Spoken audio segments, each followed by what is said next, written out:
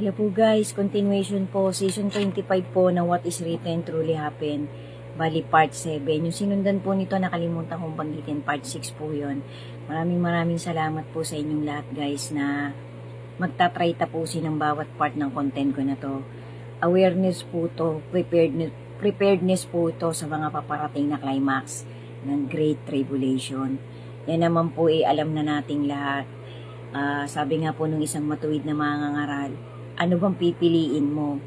Ang eternal na happiness o eternal damnation? So, sabi niya po, ngayon pa nga lamang po, paghandaan na natin kung anong pipiliin natin. Kung tayo magpapatuloy na ipakita natin sa ating Panginoon na tayo nagiging matuwid, na tayo nagiging mabuting tao, sa abot ng ating kakayahan, sa abot ng ating kaliitan, pinagsisikapan po nating magpakabuti.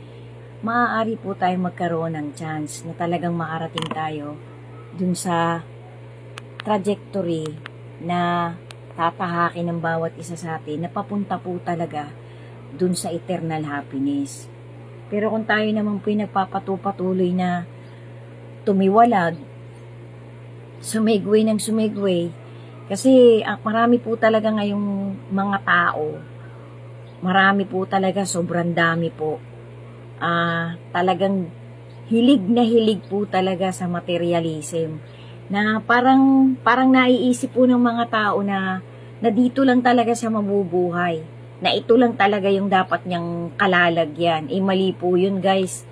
In reality po, temporal po lahat. Kahit po mga malalaking diamonds natin, kahit po malalaking mansion natin at sasakyan, oo, bagamat nai-enjoy natin yan, napakaiksi po ng 100 years na tayo'y mabubuhay. Pagdating nga po ng 50, mahina na ang tao Pagdating po ng 60, 70, napakarami na pong may sakit. Bihirang-bihira po yung 70, 80 years old, napakalakas mo pa, napaka-healthy mo pa. Bihira po yun. Minsan nga po, ngayon nga po, karamihan hindi natin nakalain Akala natin healthy. Nag-gym, nag-exercise, bigla na lang pong naging fragile, bigla na lang binawian ng buhay. Kasi sabi din po nung iba, hindi din daw po totoo, sabi po ng isang mangangaral, hindi din daw po totoo yung pag-oras mo na. Mali din daw po yung term na yon. Kasi minsan po, pag oras mo na gusto mo nang mamatay, hindi ka bibigyan ng Panginoong matagpuan mo yung kamatayan mo Kasi malalim po yun. Minsan po merong ipinapahiwatig sa atin ng mga bagay-bagay. So, hindi po natin kayang arukin ng kahit sobrang talino pa natin, kahit doktor pa tayo, kahit scientist pa tayo. Minsan po, ngayon tanghali, kausap mong isang tao, mamayang gabi, biglang binawian ng buhay. Ganun po kahiwaga ang buhay ng isang tao, guys. So, balik po tayo dito sa context ng content na ginagawa ko. To God be the glory po talaga, kasi kahit papano po talagang nakakagawa pa po ako, nagpapasalamat po ako ng napakarami sa ating Panginoon. Kasi ako po sa edad ko pong ito, minsan ang tao talaga hindi po naiiwasan kapag po tayo minsan nagkakaroon ng mga suliranin na parang minsan nadidepress tayo. Minsan po hindi natin iniisip na magkaroon pa tayo ng buhay na mahaba Ako para po sa akin, pag umabot akong 60, thank you na po ako sa Panginoon. 54 na po ako guys. Pag inabot po ako ng 60, hindi ko rin po alam kung aabutin pa nga ako ng 60. Kasi pinipray ko po na ayaw ko na rin pong makita yung mga masasama pang mangyayari sa mundong ito. Natatakot din po ako.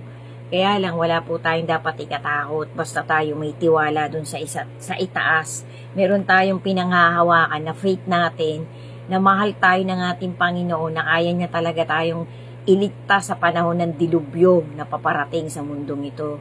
So guys, ito po, season 25 na nga po to, part 7 ng What is Written Truly Happen. So, sana po guys, pagtyagaan nyo pong tapusin.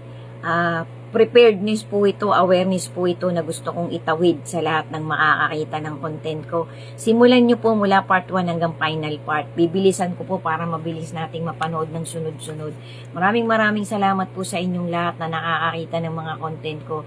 To God be the glory po. Si God na po ang bahala sa ating lahat na magbuhos ng biyayang kailangan natin sa araw-araw para makasurvive tayo.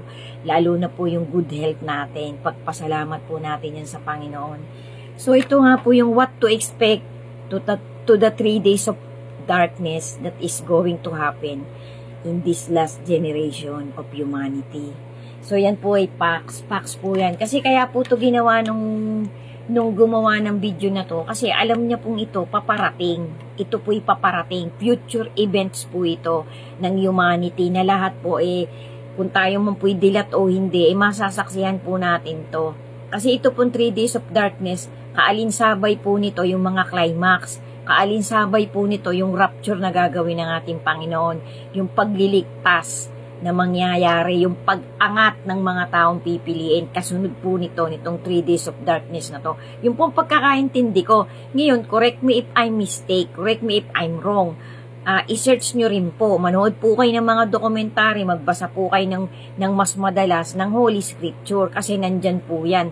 Ang mga tanong po natin, ang karamihan pong tanong ng isang human being nakasulat na sa Holy Scripture. Kailangan lang po talaga natin ng guidance. Kailangan pa rin po nating magsaliksik para hindi po tayo magkamali, para hindi po tayo mataranta, para hindi po tayo matukso, para hindi po tayo madala nung tukso, nung deception, nung wicked. So ito po yung pangalawa na dapat nating malaman. To become prepared and aware to what to expect to the 3 days of darkness that is going to happen very sooner. So, massive worldwide earthquakes. Stay in your house. You are going to be directed by the Holy Spirit.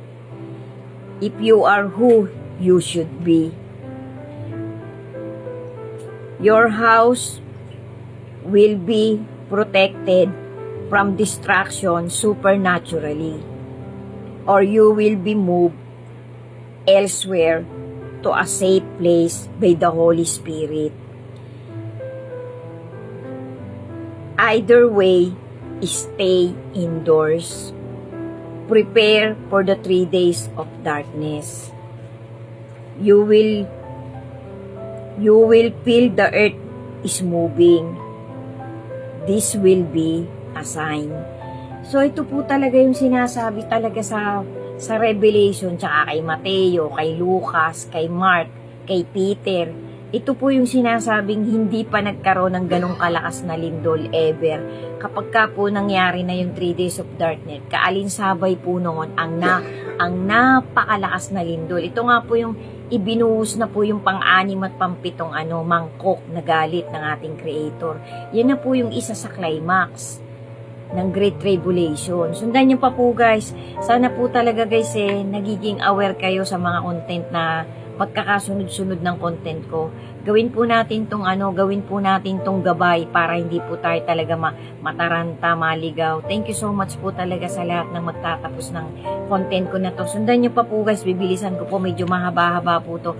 Pagtyagaan nyo pong tapusin para din po to sa pagiging prepared natin, pagiging aware natin. Kasi gusto ko po talagang makapagbigay sa kapwa ako ng life lesson, motivation at ng preparedness sa paparating pong climax ng Great Tribulation. Amen. To God be the glory po. Patatagin pa po natin ang faith natin sa ating Panginoon. Sundan niyo pa po yung susunod na part. Amen. God bless us all po and always be steadfast in your faith to our Creator. Amen.